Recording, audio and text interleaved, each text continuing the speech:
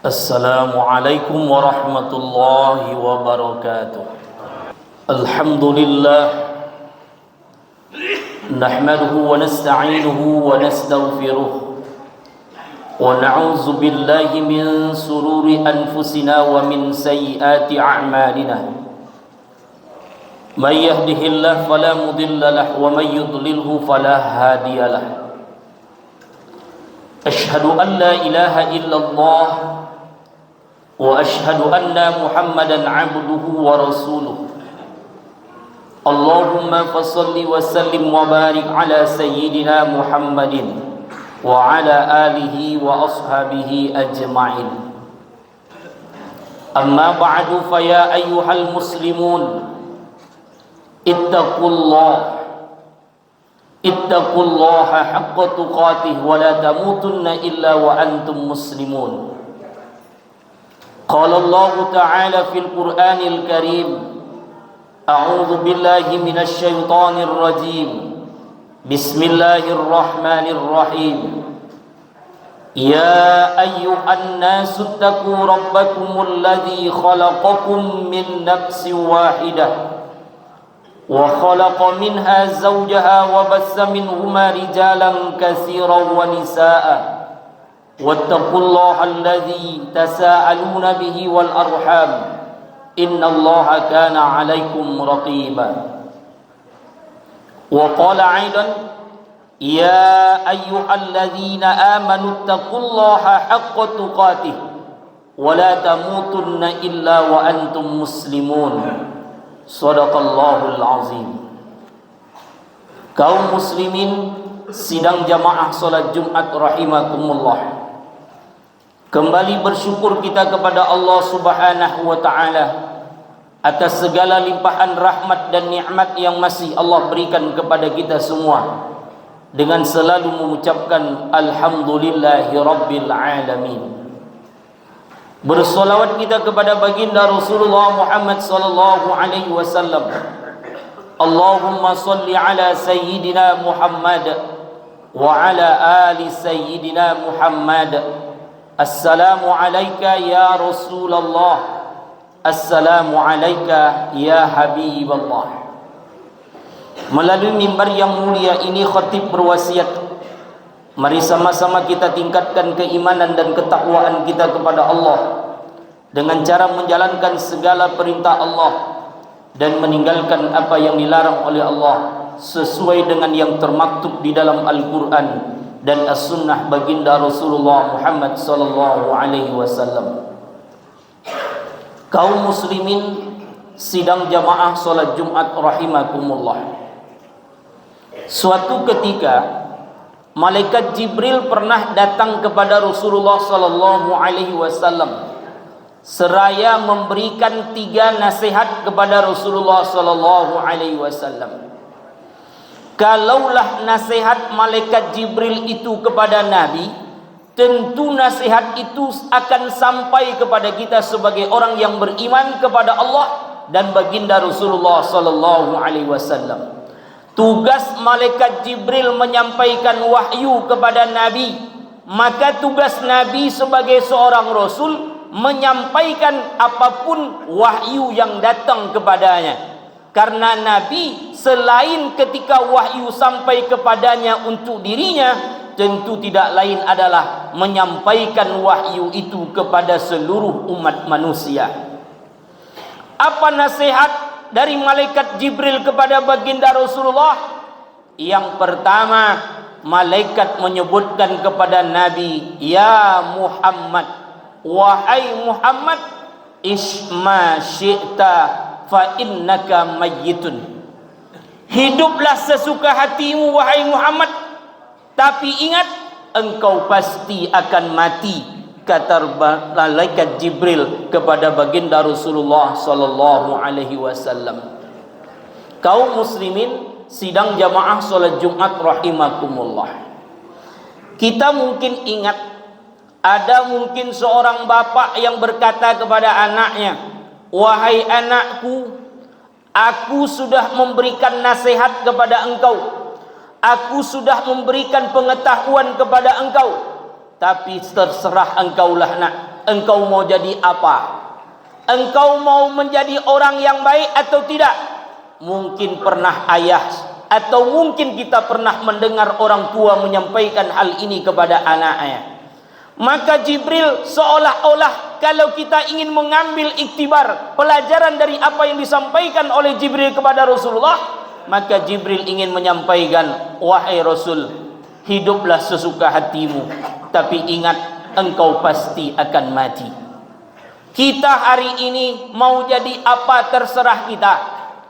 Hari ini kita disuruh solat tapi tak mau solat, itu terserah kita.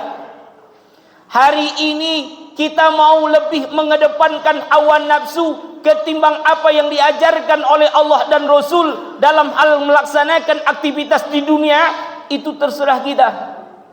Mungkin karena nafsu kita melakukan hal-hal yang buruk terhadap kehidupan kita, itu terserah kita. Karena nafsu kita ambil hak orang lain dengan cara yang batil, karena nafsu kita melakukan kemaksiatan kepada Allah, karena nafsu kita melakukan kebejatan di dunia ini, mencuri, merampok, berzina, mengambil sesuatu yang tidak baik, itu terserah kita.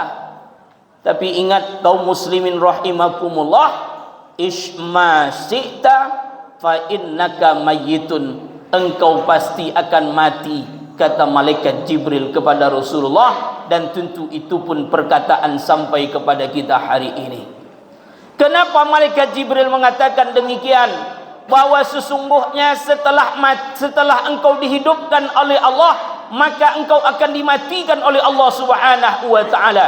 Sebagaimana Allah berfirman di dalam surah Al-Mu'minun di ayat yang ke-14, summa innakum ba'da dzalika lamayitun, wahai manusia, setelah kami hidupkan engkau, kata Allah, engkau semua pasti akan menjadi mayit, engkau akan mati, dan kematian itu bukanlah akhir dari segala-galanya. Karena kematian adalah akhir dari sebuah episode kehidupan di dunia, tapi sesungguhnya ada episode berikutnya di mana engkau semua akan dihidupkan oleh Allah, dan semua kita akan diminta pertanggungjawaban atas segala yang kita lakukan di muka bumi Allah Subhanahu wa taala. Mungkin ada orang yang tak percaya, mana akan mungkin Allah bisa menghidupkan manusia lalu mengembalikan seperti semula, seperti pertama Allah menciptakan manusia, ada tangan, ada kaki, ada jemari. Takkan mungkin itu. Maka itu dijawab oleh Allah Subhanahu wa taala di dalam surah Al-Qiyamah. Apa kata Allah? Ayyahsabul insanu lan najma'a 'izamahu. Sekiranya ada orang yang bertanya, apakah mungkin manusia itu, kata Allah, mengira kami tidak akan sanggup mengumpulkan mereka kembali setelah kami timbun mereka di dalam tanah, hancur tulang bululangnya, hancur tubuhnya, dimakan oleh ulat. Sungguh, kata Allah, mudah bagi kami, kata Allah, bala qadirina ala anna sawwi bananahu. Sungguh, kata Allah, jangankan tubuhnya yang besar itu kami utuhkan, kepada jemari-jemari mereka pun akan kami kembalikan seperti semula mereka hidup di muka bumi Allah Subhanahu wa taala.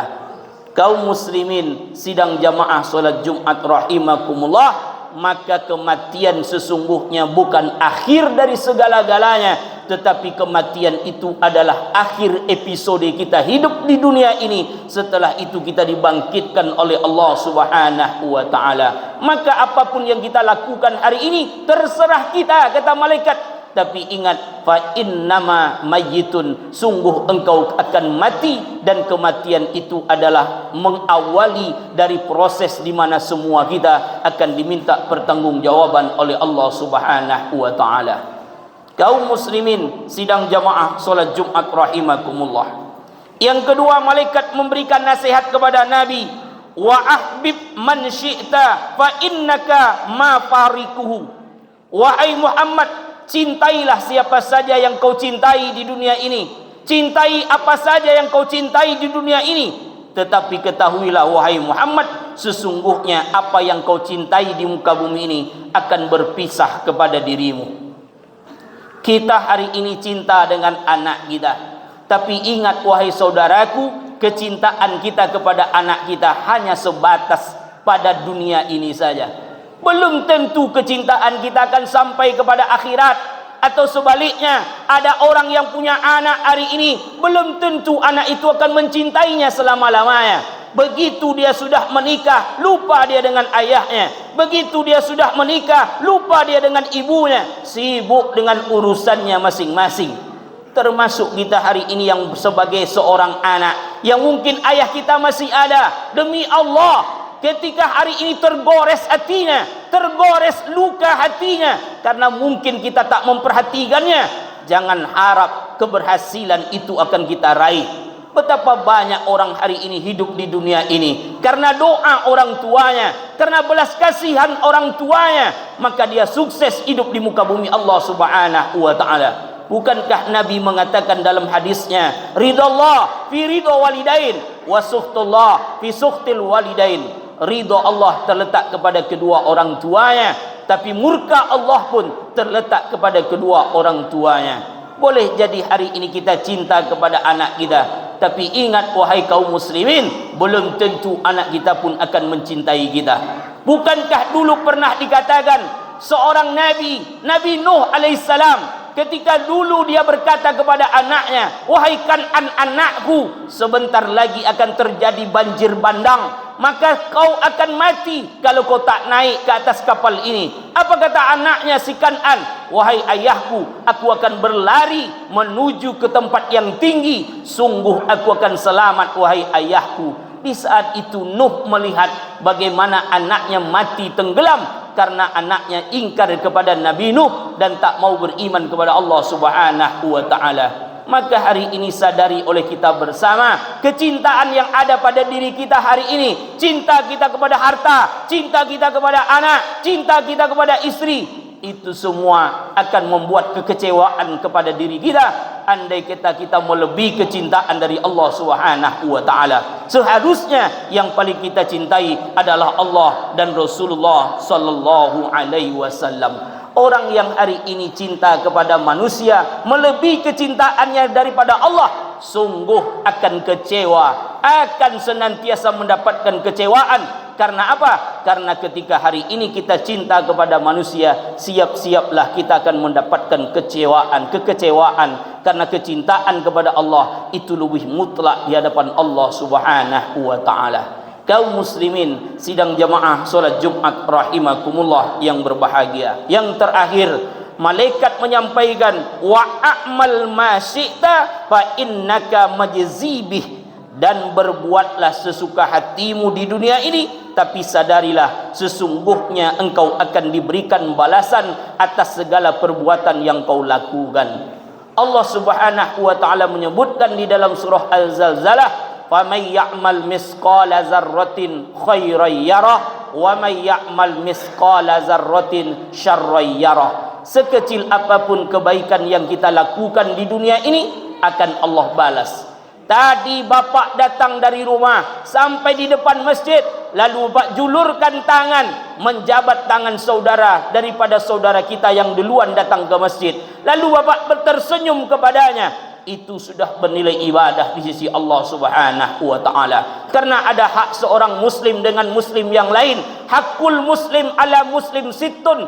Ada 6 hak seorang muslim dengan muslim yang lain. Yang pertama, menebarkan salam. Assalamualaikum, selamat atas kamu. Dijawab oleh saudara kita, Waalaikumsalam, maka itu sudah beribadah kita di hadapan Allah Subhanahu wa taala. Tersenyum kita memandangnya dengan penuh ceria, itu pun bernilai ibadah di hadapan Allah. Tabassumuka biwajhika haqiqi shadaqah. Sungguh kata Nabi, memandang wajahmu dengan penuh kebahagiaan terhadap saudaramu, itu pun bernilai ibadah di hadapan Allah Subhanahu wa taala. Wa may ya'mal mithqala dzarratin khairan yarah syarran yarah. Sekecil apapun keburukan yang kau lakukan, maka sungguh keburukan itu pun akan mendapatkan balasan di hadapan Allah Subhanahu wa taala. Maka 3 nasihat malaikat Jibril ini kita jadikan iktibar, pelajaran dalam hidup dan kehidupan kita, karena tidak ada di antara kita yang sanggup untuk melawan daripada azab Allah Subhanahu wa taala. Karena suatu ketika seorang sahabat pernah datang pada Nabi, "Ya Rasulullah, tolong tunjukkan kepada kami sekecil apa sebenarnya dari azab Allah Subhanahu wa taala." Kata Rasulullah, besok di akhirat ada orang yang diciptakan oleh Allah sendal dari api neraka, lalu ketika dipasangkan sendal itu kepadanya, menggelegak isi kepala otaknya. Maka seperti itulah sekecil-kecilnya balasan azab ketika besok engkau menghadap Allah Subhanahu wa taala. Tak ada di antara kita yang sanggup besok melawan azab Allah Subhanahu wa taala. Mudah-mudahan dapat kita ambil pelajaran dari 3 hal. Nasihat daripada malaikat Jibril kepada Rasulullah agar kita terhindar dari hal-hal yang buruk kepada Allah Subhanahu wa taala. Fa'tabiru ya ulil absar la'allakum tuflihun.